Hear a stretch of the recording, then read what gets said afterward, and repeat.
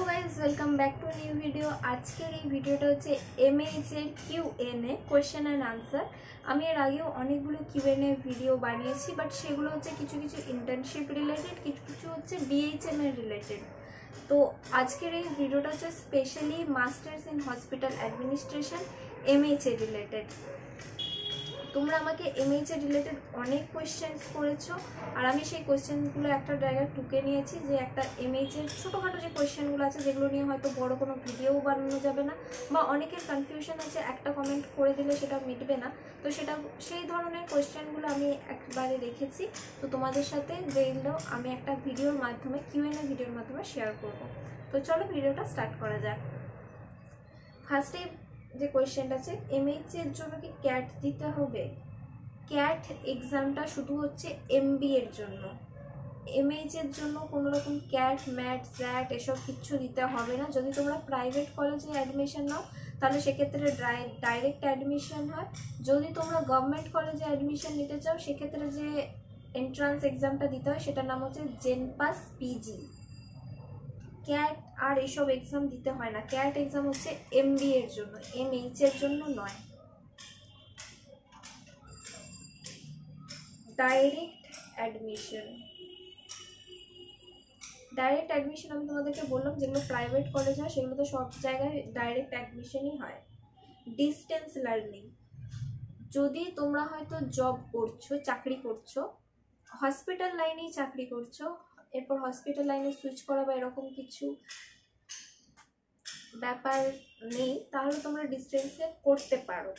যদি তোমাদের হসপিটালে জব দরকার, যে তুমি হসপিটালে জব করবে, সেক্ষেত্রে কিন্তু ডিস্টেন্স হবে না। ডিস্টেন্সে পড়াশোনা করলে চাকরির ব্যবস্থা হয় না, চাকরিতে বসতে দেয় না। তো যদি এমনি এডুকেশন পারপাস তোমরা এমএইচে করছো তাহলে ঠিক আছে, ডিস্টেন্সে করছো, সব মানা যায়। বাট যদি তোমাদের হসপিটাল ম্যানেজমেন্টে করে হসপিটালে চাকরি চাই, চাকরির জন্য করছো, সেক্ষেত্রে কিন্তু distance education not eligible. Distance এডুকেশনে তোমরা এমএইচে কমপ্লিট করলে তোমরা প্লেসমেন্ট পাবে না, চাকরি পাবে না। তো প্লেসমেন্ট চাকরির জন্য হসপিটালে তোমাদেরকে রেগুলার কোর্সই করতে হবে, ডিস্টেন্স হবে না।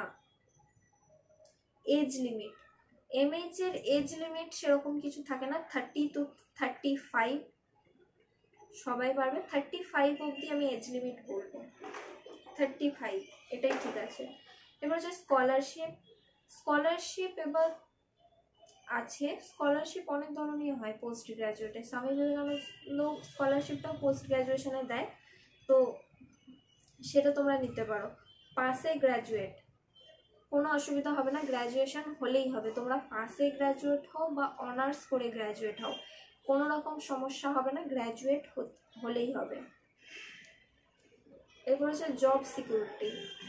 জব সিকিউরিটি আমি তোমাদেরকে বলবো, সিকিউর জব, তোমাদের অত চিন্তা করতে হবে না। আমি তোমাদেরকে প্রত্যেকটা এমএইচ এর ভিডিওতেই বলি যে জব এখানে হয়ে যায়, সেরকম কোনো সমস্যা নয়। তোমাদেরকেও ঠিক থাকতে হবে, নিজেদের তৈরি করতে হবে, পুরোপুরি কলেজের উপর ডিপেন্ড হলে হবে না। কলেজের প্লেসমেন্ট মানে হচ্ছে কলেজ তোমাদেরকে একটা ইন্টারভিউয়ের সুযোগ করে দেবে, এবার সেই ইন্টারভিউটা ক্র্যাক করা, সেই ইন্টারভিউটাতে বসে চাকরি পাওয়া তোমার দায়িত্ব।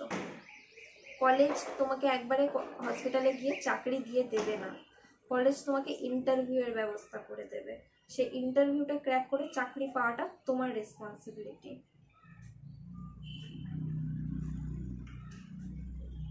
এরপর হচ্ছে এমএইচে কি কি কলেজ আছে। এমএইচ এর অনেক কলেজ আছে, এবার তোমাদের উপর ডিপেন্ড করছে তোমরা কোনটাতে অ্যাডমিশন নেবে। গভর্নমেন্ট কলেজও আছে, প্রাইভেট কলেজও আছে। গভর্নমেন্ট কলেজে গেলে তোমাদের 60,000-এর মধ্যে হয়ে যাবে। 60,000 হচ্ছে এই বছরের ফিস, এর পরের বছর হয়তো আরও বেড়েছে বা কমেছে, আমি এই বছরের অ্যাভারেজটা বলছি। আর যদি প্রাইভেট কলেজ থেকে করো, কোনো ভালো প্রাইভেট কলেজ থেকে, সেখানে 3 লাখের নিচে তোমরা পাবে না।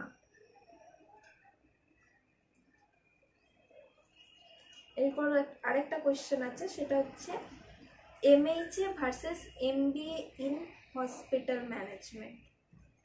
আমি এটা নিয়ে একটা আলাদা ভিডিও বানাবো। অনেক কলেজ আছে যেখানে MBA in hospital and health care management provide করে, অনেক জায়গা আছে এমএইচএ প্রোভাইড করে। তো তোমরা এখন ভাবছো যে কোনটা করবে, MBA in hospital management, hospital and health care management, নাকি MHA, কোনটা নেবে? তোমাদের মধ্যে অনেকের ধারণা থাকে যদি MBA ইন হসপিটাল ম্যানেজমেন্ট যেটা করো তাহলে তোমরা MBAও হচ্ছে, হসপিটাল ম্যানেজমেন্টও হচ্ছে, তাহলে ওটা বেটার হবে। আমি তোমাদেরকে বলি খুবই ভুল করছো, সেটা তো হবেই না। প্লাস তোমাদের যদি গভর্নমেন্ট হসপিটালে চান্স পাওয়ার একটা ব্যাপার থাকে সেটাও চলে যাবে।